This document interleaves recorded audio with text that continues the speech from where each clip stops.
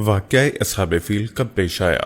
ناظرین گرامی، جب ابرہہ اشرم نصرانی نے، جو حبشہ کے بادشاہ کی طرف سے یمن کا گورنر تھا، دیکھا کہ تمام عرب قومیں کعبہ کی تعظیم میں، جسے ان کے باپ دادا ابراہیم علیہ السلام اور باپ اسماعیل علیہ السلام نے بنایا تھا، حج کے لیے مکہ جاتی ہیں، تو اس نے یمن میں ایک نہایت خوبصورت گرجا بنوایا جس کا نام قلیس رکھا۔ پھر اس نے لوگوں کو اس کی زیارت کی دعوت دی تاکہ عربوں کی توجہ مکے اور خانہ کعبہ سے ہٹائی جا سکے اور انہیں اس کا حج کرنے سے روکا جائے۔ جب عربوں کو ابرہہ کے اس کام کا علم ہوا تو ان پر بڑا گراں گزرا۔ یہ دیکھ کر ابرہہ بہت زیادہ ناراض ہوا اور قسم کھائی کہ وہ مکہ کو اپنی فوجوں کے ذریعے رون دے گا اور خانہ کعبہ کو گرا دے گا۔ پھر وہ ایک بڑی فوج لے کر مکہ کی طرف چل پڑا جس کی تعداد 60,000 سے زیادہ بتائی جاتی ہے، اور وہ خود ایک بڑے بھاری بھرکم ہاتھی پر سوار ہوا۔ ناظرین، عربوں نے جب یہ خبر سنی تو بہت پریشان ہوئے اور گھبرائے اور اسے جنگ کرنا ضروری سمجھا۔ چنانچہ شرفائے یمن میں سے زنفر نامی ایک شخص نے اس کا اور اس کی فوج کا راستہ روکنا چاہا، لیکن وہ اپنی فوج کے ساتھ شکست کھا گیا اور گرفتار کر لیا گیا۔ ابرہہ کچھ اور آگے بڑھا تو نفیل بن حبیب نے دیگر قبائل عرب کے ساتھ اسے روکنا چاہا اور زبردست جنگ کی، لیکن اس کو بھی شکست ہو گئی اور ابرہہ کی فوج نے زنفر کی طرح اسے بھی گرفتار کر لیا۔ ابرہہ مکے کی طرف بڑھتا ہوا طائف سے گزرا تو وہاں کے لوگوں نے اس کے سامنے ہتھیار ڈال دیے اور اپنے اطاعت اور فرما برداری کا اس کے لیے اعلان کر دیا، اور اس کے ساتھ ابور غال کو بھیج دیا تاکہ وہ اسے مکے کا راستہ بتاتا جائے۔ ابرہہ اور اس کی فوج نے مکہ جاتے ہوئے عربوں کا بہت سارا مال لوٹ لیا۔ انہوں نے حضرت عبد المطلب کے 200 اونٹ بھی اپنے قبضے میں لے لیے۔ ناظرین، جب ابرہہ مکے سے 2 میل کی دوری پر واقع مقام مغمس پہنچا تو اس نے اپنے قاصد حناطہ خمیری کو سردار مکہ عبد المطلب کے پاس بھیجا۔ اس نے حضرت عبد المطلب سے کہا کہ بادشاہ نے تم سے کہلا بھیجا ہے، میں تم لوگوں سے جنگ کرنے کے لیے نہیں آیا ہوں، میرا مقصد تو صرف خانہ کعبہ کو گرانا ہے۔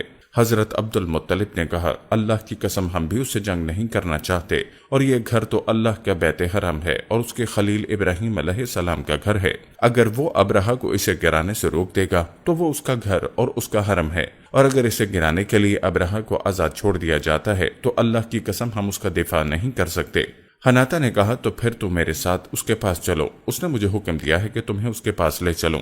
جب ابرہہ نے حضرت عبد المطلب کو دیکھا تو اس نے ان کی تعظیم و تکریم کی، اس لیے کہ وہ بڑے خوبصورت اور بڑی ہیبت و عظمت والے آدمی تھے۔ پھر ابرہہ نے اپنی ترجمان سے کہا کہ ان سے پوچھو آپ کی کیا حاجت ہے۔ اس پر حضرت عبد المطلب نے کہا، میری حاجت یہ ہے کہ میرے 200 اونٹ لوٹا دیں جنہیں اس نے اپنے قبضے میں کر لیا ہے۔ جب حضرت عبد المطلب نے یہ بات کہی تو ابرہہ کو بڑا تعجب ہوا، اور حضرت عبد المطلب کی حیثیت اس کی نظر میں کم ہو گئی۔ اس نے کہا، تم مجھ سے 200 اونٹوں کی بات کر رہے ہو اور اس گھر کا نام نہیں لیتے جو تمہارا اور تمہارے آبا و اجداد کا دین ہے، جسے گرانے کے لیے میں آیا ہوں۔ ناظرین، حضرت عبد المطلب نے اس سے کہا، میں صرف اونٹوں کا مالک ہوں، گھر کا مالک رب ذوالجلال ہے، وہ اس کا دفاع کرے گا۔ ابرہہ نے کہا، وہ گھر میری زد سے نہیں بچ سکے گا۔ حضرت عبد المطلب نے کہا، تم جانو اور وہ گھر والا جانے۔ حضرت عبد المطلب وہاں سے واپس آئے تو اہل قریش کو جمع کیا اور ان کو ساری بات سنائی، اور پھر انہیں مکے سے نکل کر پہاڑوں کی چوٹیوں اور خفیہ جگہوں پر چلے جانے کو کہا تاکہ ابرہہ کی فوج انہیں روند نہ ڈالے اور وہ نقصان سے بچ جائیں۔ پھر حضرت عبد المطلب کچھ مخصوص قریشیوں کے ساتھ کعبہ معظمہ کے پاس گئے اور اس کے دروازے کی کنڈی پکڑ کر اللہ سے خوب دعا کی اور ابرہہ اور اس کی فوج کے خلاف رو رو کر دعا مانگی۔ پھر آپ دعا سے فارغ ہو کر اپنی قوم کے پاس چلے گئے اور انتظار کرنے لگے کہ ابرہہ مکے میں داخل ہو کر کیا کرتا ہے۔ ناظرین، ابرہہ مکے میں داخل ہونے کے لیے پوری طرح تیار ہو گیا اور اپنی فوج کو بھی اس نے تیار کر لیا۔ اس نے اپنے سب سے بڑے ہاتھی کو فوج کے آگے کر کے اس کا رخ حرم کی طرف کر دیا۔ جب ابرہہ اور اس کی فوج کے لوگ اپنے بڑے ہاتھی کے ساتھ وادی محصر میں اسی پریشانی کے عالم میں تھے کہ اہل قریش کیا دیکھتے ہیں کہ سمندر کی طرف سے چھوٹی چھوٹی چڑیاں جھنڈ کی جھنڈ آ رہی ہیں اور ان پر کنکر برسا رہی ہیں اور انہیں فوراً ہلاک کیے دے رہی ہیں۔ ہر چڑیا 3 کنکر اٹھائے ہوئے تھی، ایک چونچ میں اور 2 اپنے پاؤں میں۔ ناظرین، ابرہہ کی فوج کے لوگ اس مصیبت سے گھبرا کر بھاگنے لگے اور بھاگتے ہوئے ہر طرف مر مر کر گرنے لگے۔ ابرہہ کو بھی اس کے نام کا پتھر لگا، پھر اس کا سارا جسم قاری ضرب سے نشان عبرت بن گیا۔ جب حضرت عبد المطلب اور قریشیوں نے اپنی آنکھوں سے اس عذاب کو دیکھ لیا جو ابرہہ کی فوج پر نازل ہوا تھا تو اللہ کا شکر ادا کرتے ہوئے اطمینان کے ساتھ اپنے گھروں کو واپس آ گئے، اور اس واقعے کے بعد تمام عالم عرب کو بیت حرام یعنی کعبہ معظمہ کی عظمت اور قریش کے اعلیٰ مقام کا مزید یقین ہو گیا۔ ناظرین، اس عظیم تاریخی واقعے کا حضور نبی کریم صلی اللہ علیہ وسلم کی سیرت مبارکہ اور تاریخ دعوت اسلامیہ پر بڑا گہرا تعلق ہے۔